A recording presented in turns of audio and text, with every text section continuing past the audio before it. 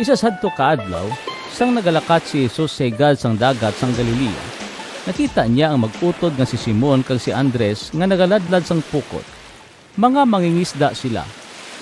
Nagsiling si Jesus sa ila, "Sunod kamo sa akon kag indi na isda ang inyo pangitaon.